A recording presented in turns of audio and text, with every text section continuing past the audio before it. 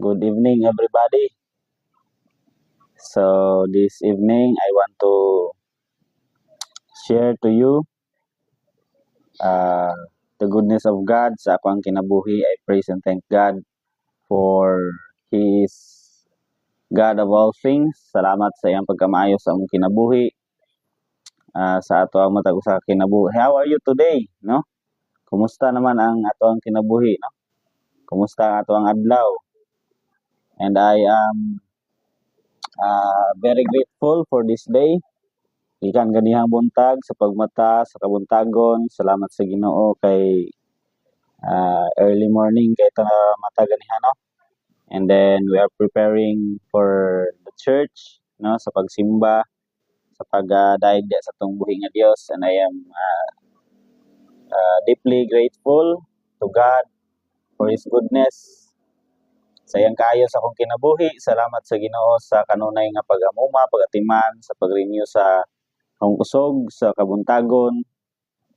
Salamat sa Ginoo sa paghatag sa ako ang gininhawa, sa pagpukaw kanako sa kabuntagon ug paghatag kanako og bagong adlaw sa kinabuhi, and then sa opportunity nga makadaig na pud diha kaniya, makasimba na pud diha kaniya. And I want to share to you this evening of what the goodness of God sa akong kinabuhi karon nga ka adlaw no.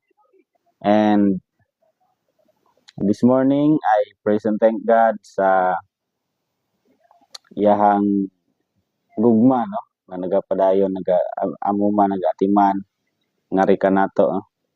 So salamat sa Ginoo. And this evening I want to share to you the four spiritual laws no nga atong madunggan no. Kinsa pa may wala nakadungog sa inyo about sa four spiritual laws. So this evening I want to share to you the four spiritual laws nga kinahanglan natong hinumduman so that we can know and we can know God sa iyahang paghigugma kanato, and then sa iyahang plano sa ato ang kinabuhi no? For us to be able to know how God love us no through His loving kindness no. Ang Dios gugma gyud sa atong matag usa ka kinabuhi. And then the four spiritual laws no kinahanglan nato madunggan karon nga kagabion. It's because it is the word of God no that reminds us of how we can know and experience God's love and plan for our life no. So there are four laws that we discuss this evening. Law number 1, it says God loves you and has a wonderful plan for your life no. Ang Ginoo dunay nahigugma kanato, and then na siya nindot nga plano para sa ato ang kinabuhi no. God's love, according to John 3:16, for God so loved the world that He gave His only begotten Son, that whoever believes in Him should not perish but have eternal life no. Tungod sa paghigugma sa atong buhi nga Dios ngari kanato sa matag usa nato nga kinabuhi, iyang gipadala ang iyang bugtong anak aron ang tanan nga motuo kaniya dili malaglag kun dili makabaton sa kinabuhing walay katapusan, according to John 3:16. Unsa man ang plano sa Ginoo sa ato ang kinabuhi? What's God's plan for our life no? God's plan, according to John chapter 10 verse 10, Christ speaking, I came that they might have life and might have it more abundantly no. Si Jesus Christ mismo nag-ingon, ingon siya, I came that they might have life no. Nianhi si Jesus Christ din hibabaw sa kalibutan aron makabaton kitag kinabuhi, and that might have it more abundantly. So dili lang dai kinabuhi ang iyang gihatag kanato kun dili abundant life pagyod, which is bation nato ang comfortable life, no? May experience nato ang gugma ug ang plano sa Ginoo sa ato ang kinabuhi if we allow him to lead and to be our Lord in our lives, no? So the question is, why is it that most people are not experiencing this abundant life, no? So ngano daw nga ang kasagaran sa ato ang mga tawo dili maka-experience sa abundant life nga gi-prepare o gihatag sa Ginoo sa atong kinabuhi? Ngano daw? It's because law number 2, it says, man is sinful and separated from God, therefore he cannot know and experience God's love and plan for his life, no? Tungod daw sa ato ang pagkamakasasala and separated ta diha sa presensya sa Ginoo, we cannot know and experience God's love and plan for our life. No, mao day hinungdan nga dili nato ma-experiensyahan ang gugma sa Ginoo ug ang plano niya sa ato ang kinabuhi tungod sa ato ang pagka makasasala and tungod sa pag-separate nato diha sa presensya sa Ginoo. Man is sinful, no? Makasasala ang tao according to Romans 3:23, for all have sinned and fall short of the glory of God, no? Ay ang tanan nakasala ug nakabsan sa himaya sa Dios, no? Man was created to have fellowship with God, but because of his stubborn self-will, he chose to go his own independent way, and fellowship with God was broken, no? This self-will, characterized by an attitude of active rebellion or passive indifference, is evidence of what the Bible calls sin, no? Kita daw gihimo ta sa Ginoo to have fellowship with him, no? Gihimuan tag kinabuhi sa Ginoo para magkaroon ta og fellowship sa Ginoo, to have relationship with God. But because of our stubborn self-will, tungod sa kagustuhan gyud nato nga ilid ang ato ang kinabuhi, nagapili daw ta sa paglakaw sa ato ang kaugalingong dalan, no, independent way, and fellowship with God was broken. Naguba ang ato ang relasyon sa Ginoo. This self-will characterized by an attitude of active rebellion. Kini daw siya nga self-will naga-characterize daw ni siya sa active rebellion or pagsukol nato diha sa Ginoo, or passive indifference sa separation nato diha sa Ginoo, is evidence of what the Bible calls sin. Mao na siya ang ebidensya nga ginatawag sa Bible nga sala, no? Man is separated from, no? Yun siya diha, for the wages of sin is death, no? Yun siya diha sa Romans 6:63, for the wages of sin is death, no? It is a spiritual separation from God, no? Romans 6:23. There are illustration, no, nga naga-represent sa ato the holy God daw na siya sa taas, and sinful man is naa sa ubos, no? So the holy God it is given that he is holy, no? And then our character is sinful, no? So this diagram illustrate that God is holy and man is sinful, no? The great gap separates the two. The arrows illustrate that man is continually trying to reach God and the abundant life through his own efforts, such as a good life, philosophy, or religion, no? So ang ato adong desire is to reconnect with God, but we do this in different way in as we live as a good man or as a good person, no? Our philosophy, our understanding of how God can save us, no? And or our religion, no? It represents our belief in understanding about God, no?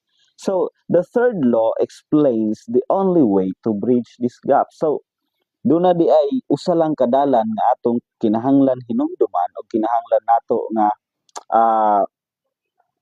masabtan aron nga makaduol kita diha sa presensya sa Ginoo. There is only one way to have fellowship with God, no?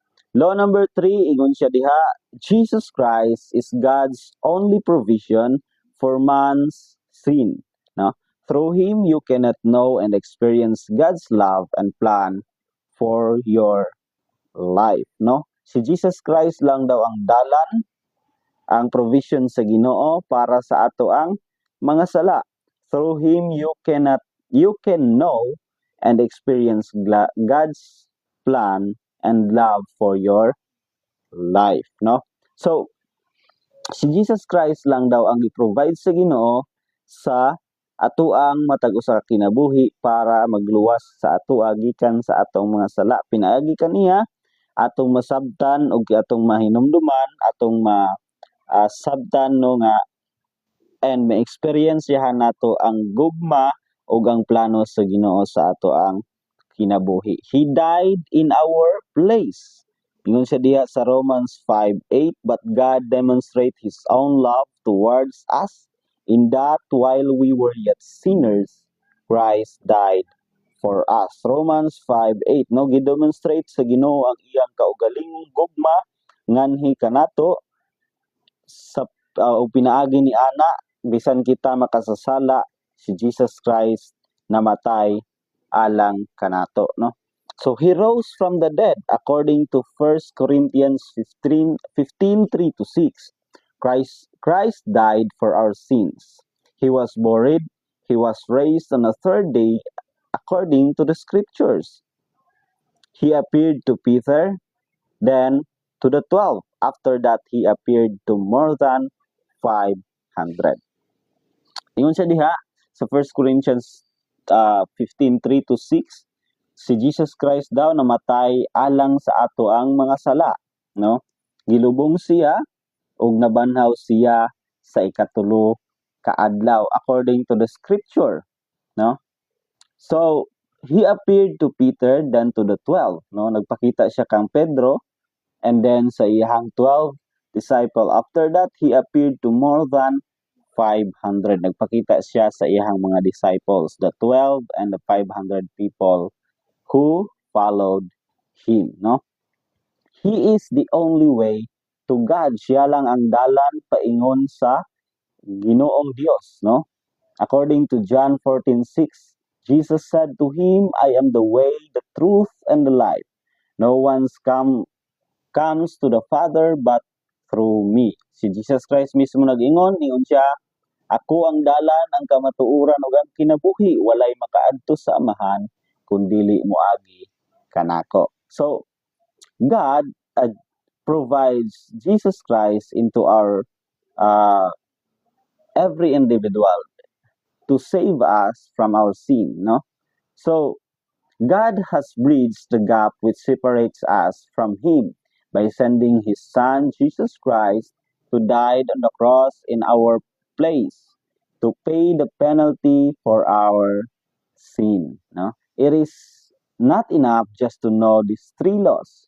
No? Dili pa igo nga masabtan nato kining tulo ka balaod, tulo ka pagtulunan nga gihatag sa Ginoo sa atong kinabuhi. It's because the fourth law or law number 4, ingon siya diha, we must individually receive Jesus Christ as Savior and Lord, no? And then we can know and experience God's love and plan for our lives. So kinahanglan daw nato dawaton si Jesus Christ personally as our Lord and Savior. Then we can know and experience God's love and plan for our lives. We must receive Christ right now, no? Ingon siya diha sa John 1:12, but as many as received him, to them he gave the right to become children of God, even to those who believe in his name, no? Si bisan kinsa daw nga mudawat kang Jesus Christ, siya maghatag kanila sa katungod nga mahimong mga anak sa Dios, no? Kanindot sa paminawon, no, nga mahimo kang tawgon kang anak sa Dios. even to those who believe in His name, bisan kadtong nagatuo diha sa iyahang ngalan, no? We receive Christ through faith. Atong madawat si Jesus Christ pinaagi sa pagtuo. Ephesians 2:8 and 9 ingon siya diha, for by grace you have been saved through faith, no? And that not of yourselves. It is the gift of God, not as a result of works, that no one should boast, no? Pinaagi sa grasya sa Ginoo, kita maluwas tungod sa ato ang pagtuo. And that not of yourselves, dili kini kaugalingon nato, kundi gasa sa Dios, no? Kinsa bay dili malipay nga hatagan tag-gasa or regalo, no, nga ginatawag.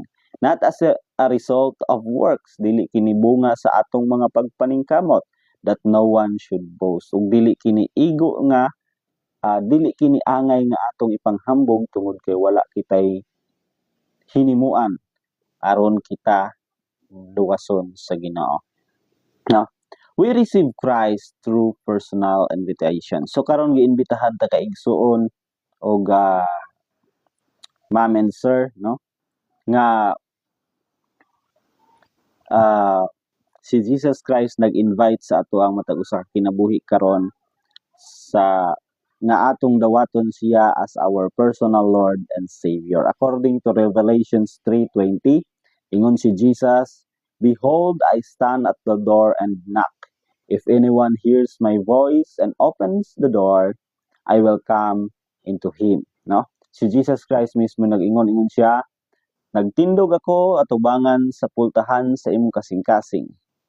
O kinsa kadtong nakadungog sa ako ang tingog, ug muabli sa iyang kasing-kasing, makigsalo ako uban kaniya. Receiving Christ involves turning to God from self or repentance.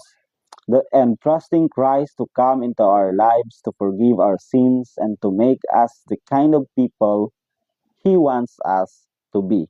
Just to agree intellectually that Jesus Christ is the Son of God and that He died on the cross for our sin is not enough, nor is it enough to have an emotional experience. We receive Christ by faith as an act of the will, no? So dili daw kini tungod sa ato ang dili kiday paigo nga masabtan nato nga si Jesus Christ mao ang manluluwas pinaagi sa ato ang emotional experience or our understanding. Kinahanglan daw nato siyang dawaton pinaagi sa pagtuo as an act of the will. Kini ato agyong pagtugot o ato agyong gitugutan ang Ginoo or ato gyud siyang gidawat personally sa ato ang kinabuhi. So, there are two kinds of person in this world, no? Diri sa kalibutan dunay duha ka klase sa tawo, no?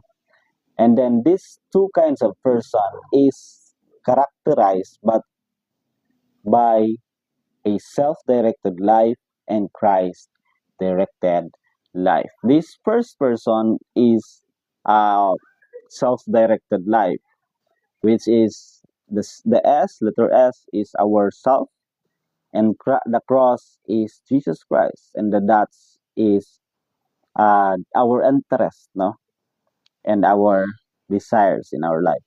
And we see that ourselves is in the throne of our life, and Jesus Christ is outside of our life.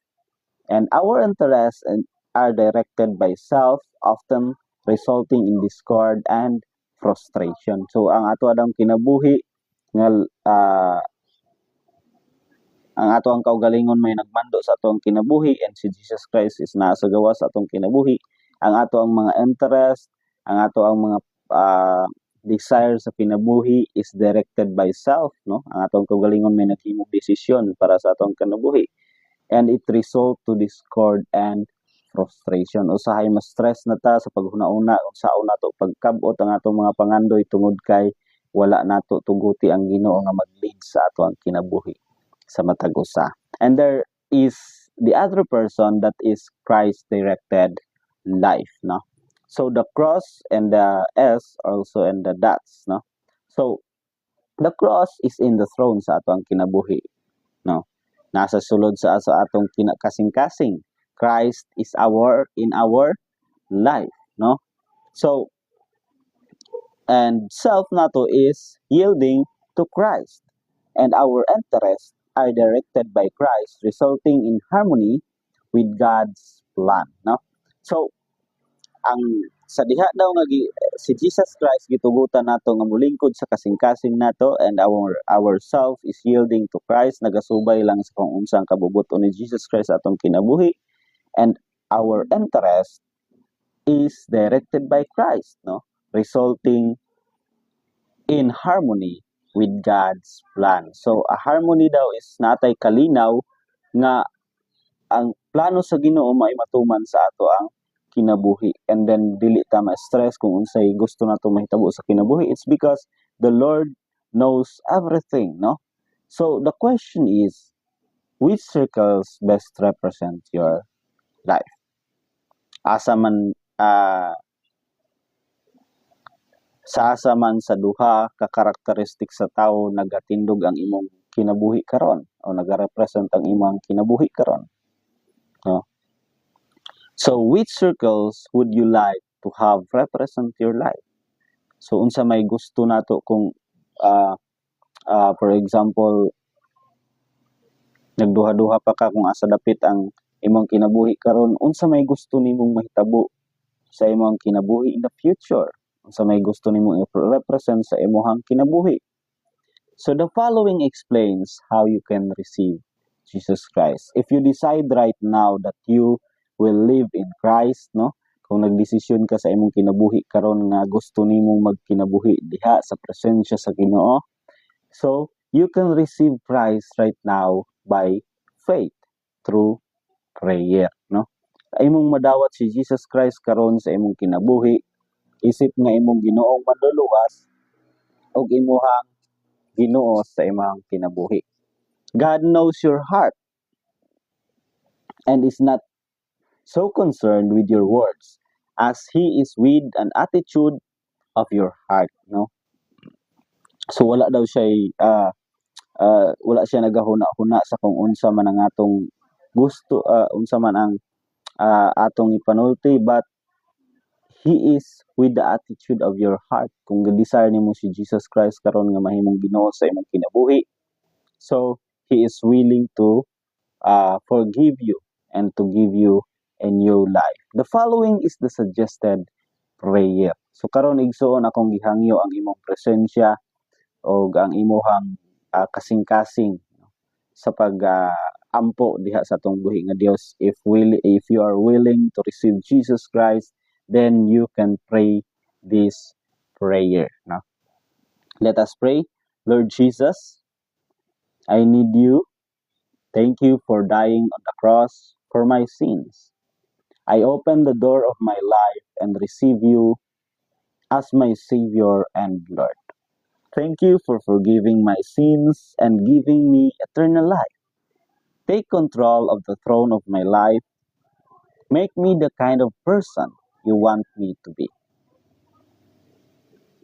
Does this prayer express the desires of your heart? So kung kini nga nga mga pag-ampo naga-express sa desire sa imong kasing-kasing, no?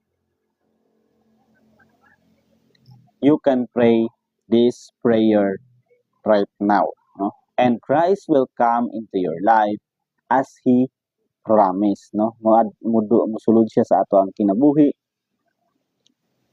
o kini mao ang iyang saad nga kinahanglan natong tuuhan. Let us pray. Most gracious and heavenly Father, we thank you, Lord, for this evening. Thank you, Father God, for your goodness, your love, your kindness, Father God, for all the viewers, Father God, of this live, Lord. I pray, Father God, that you will bless every one of them. Lord, sa tanan nakadungog sa imong mga pulong, Lord, we are able to pray, Father God, nga imong i-bless ang ilang kinabuhi, Father God. We continue to pray, Father God, that you bring transformation, Father God, sa ilang matag usa ka kinabuhi. I pray, Lord, that this evening, Father God, we bring revival, Father God, sa mga kasing-kasing o Diyos nagakatulog. We bring transformation, Father God, sa mga kinabuhi nga nagkinabuhi pa diha sa pagpakasala, Father God. And I pray, Father God, that you bring transformation, Father God, for every individual, Lord, nga naaning life, Father God, nga nagatanaw, Father God, as we continue to encourage, Father God, and as we continue to share your word, Father God, ngadto kanila, Father God. We pray, Father God, nga imong i-bless ang ilang matag usa ka kinabuhi as they continue, Father God, and as they start, Father God, their journey, Father God, sa ilang pagpangalagad nga na kanimo, Lord. And I pray, Father God, this evening you bring transformation, Father God, and revival, Lord, sa mga kasing-kasing nga nagakatulog, Father God.